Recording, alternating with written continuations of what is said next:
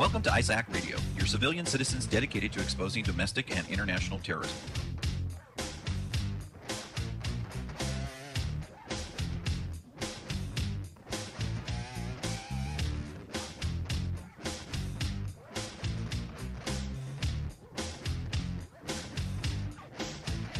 Hello and welcome back, ICAACT Radio listeners, to the United We Strike Marathon Weekend Preaching Don't Buy, Don't Comply, Ask Why. Today is Saturday, June 13th, 2015. I'm your host, Jesse Beltran, along with my special co-host, Dr. Edward Spencer, neurologist from Yale School of Medicine and residency at University of San Francisco. Today's topic is the Richmond City Council on May 19th adopts a resolution called the Space Preservation Act. This was authored initially by Congressman Dennis Kucinich, called the Space Preservation Act of 2001.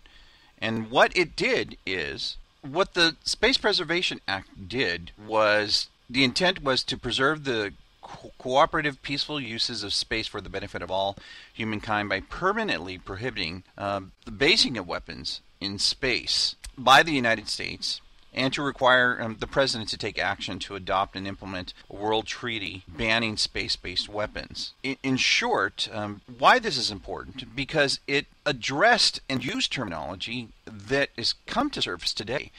Although this bill was watered down in Congress, to go over these specific weapons or non-space weapons activities, they talk about definitions such as inflicting death or injury on or damaging or destroying a person, or the biological life, bodily health, mental health, or physical or economic well-being of a person, through the use of any of these means described in clause, and it refers to certain paragraphs, through the use of land-based, sea-based, or space-based weapon systems using radiation, electromagnetic, psychotronic, sonic laser, or other energies directed at individual persons or targeted populations for the purpose of information war, mood management, or mind control of such persons or populations, or by expelling chemical or biological agents in the vicinity of a person.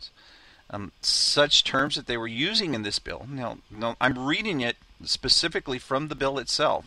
Such weapons such as electronic, psychotronic, or information weapons, chemtrails, which is a hot topic today, high-altitude, ultra-low frequency weapon systems, plasma, electromagnetic, sonic or ultrasonic weapons, laser weapon systems, strategic, theater, tactical type weapons, and chemical, biological, environmental, climate, or tectonic weapons. Now, it's interesting to hear these type of words being utilized and implemented within the structure of this bill. Now, what the city of Richmond did that day, by a vote of 5-2, was quite remarkable. And I'll get Dr. Spencer to expound on that. Well, that was an exciting evening to be there and to speak briefly to the city council. We only got about two minutes each, but that was enough to get them to move forward on this very important measure.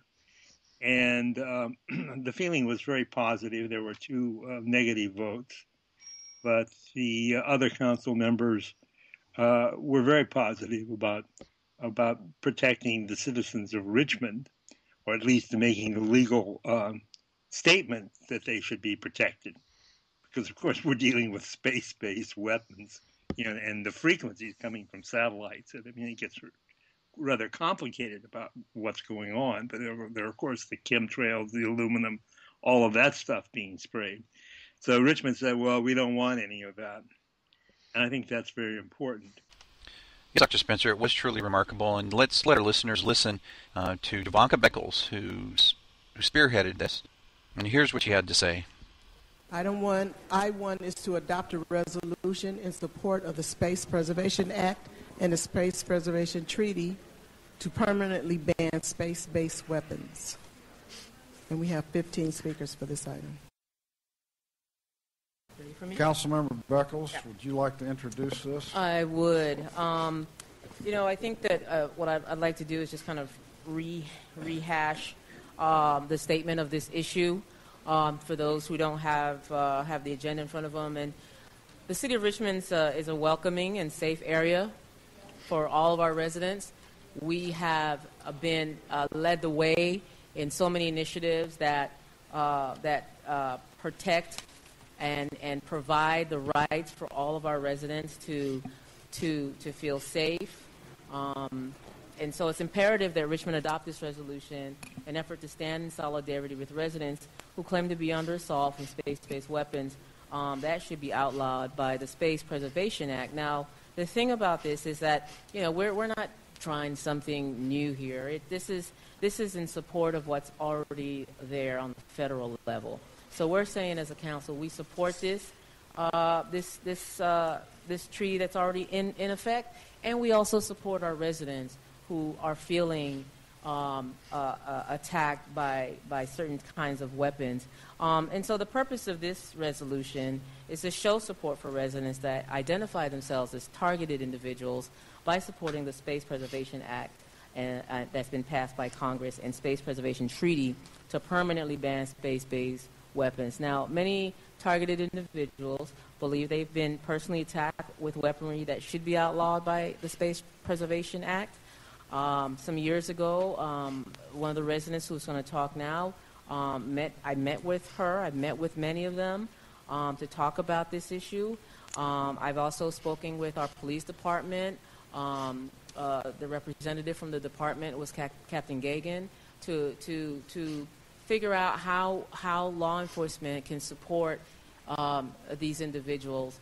First of all, by at least listening and not assuming, and actually just taking reports of incidences that are reported. And the police department was open to that and is open to that and are willing to work with our residents and helping them to feel safe, because it's important that we all feel safe living in our city. So in our city, we put forth our best effort to listen and respect the voices and wisdom and experiences of our residents. And so I don't intend to ignore it, and I'm hoping that my colleagues on this dais won't ignore, but support those who suspect they have been exposed to these types of inhumane attacks with the intent to cause them great emotional and bodily harm, short of what's already there on the federal level. So we're saying as a council, we support this treaty that's already in effect, and we also support our residents who are feeling attacked by certain kinds of weapons. And so the purpose of this resolution is to show support for residents that identify themselves as targeted individuals by supporting the Space Preservation Act that's been passed by Congress and Space Preservation Treaty to permanently ban space-based weapons. Now, many targeted individuals believe they've been personally attacked with weaponry that should be outlawed by the Space Preservation Act. Some years ago, one of the residents who's going to talk now, I met with her. I've met with many of them to talk about this issue. I've also spoken with our police department.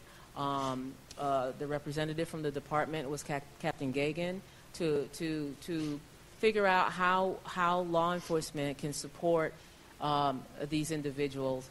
First of all, by at least listening and not assuming, and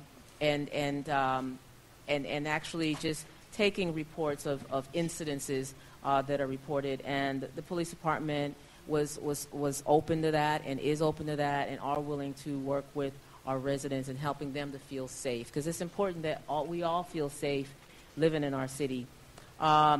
So in our city, we put forth our best effort to listen and respect the voices and wisdom and experiences of our residents.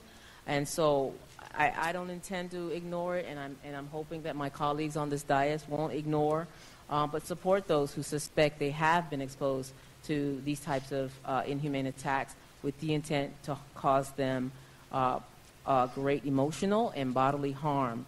And I'm encouraged by these residents, these citizens of Richmond who've stood up to protect other residents here. And I'd like to encourage other officials at the local, the state, and national level to explore methods to expand support to all residents. So that was Councilmember Javanka Beckles, who helped initiate this proposal, this resolution, through the help of Amy Anderson. And what ended up happening is they ended up adopting the resolution HR 2977, which included all aspects of air-based technologies, which Kucinich initially had in his resolution on the resolution in 2001. So there were 4 council members who voted for and 2 against. One was the mayor and one was another council member. Now, if you heard Blanca, she said she had the support and of the police department. They were engaged, they were open-minded, and one specific member of the police department there in Richmond was Captain Mark Gagan. Now, toward the show, we're going to talk a little more about Mark Gagan because there was some fallout that happened after they supported us in this resolution, and they didn't expect the amount of or overwhelming amount of cries, calls from people not only here in the United States, but from all over the world. Isn't that right, Dr. Spencer? Afterwards, of course, there was a fallout, and that a lot of calls came in, people asking for help, and I suspect that a lot of these calls were by perpetrators, just to gum up the works, to make things difficult for the Richmond Police Department and for everybody. And Alfred Weber, who I guess was one of the persons who wrote the bill, worked on the bill, said that they should just get a desk and they should take all calls and get a name and a telephone number and a callback, and so that most people who are actually targeted individuals would probably not be hesitant about giving that information. Some might, but anyone who was an agent perpetrator would probably not want to do that.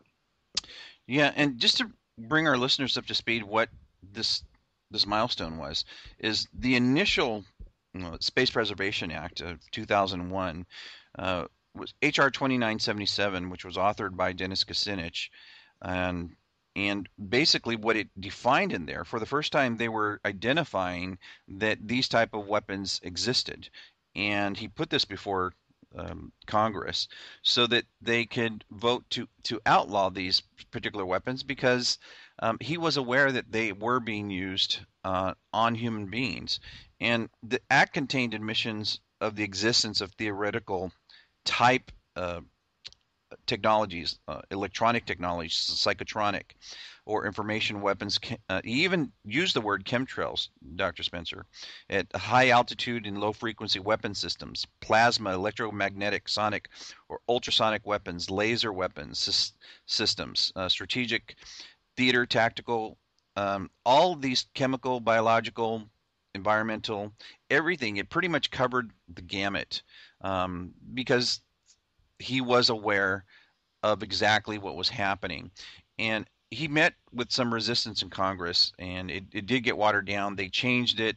They altered the language like they do in a lot of bills and legislations, just to sneak by and get their way and continue to do things that most constituents within this country would be up in arms about, and a lot of them are waking up, and a lot of them are up in arms, but it just seems that they're just not waking up fast enough.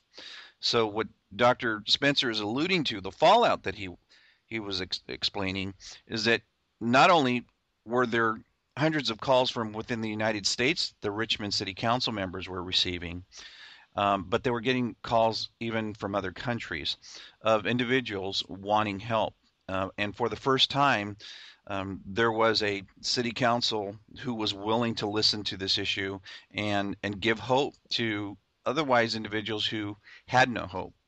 And that's why this was important. And unfortunately, due to that fallout, some city council members regretted their position in supporting it, which is I guess it's a disappointment, but in essence, Dr. Spencer, would you agree with me that really this is about ignorance, not really having the full understanding of where we are today with patents, with technologies, where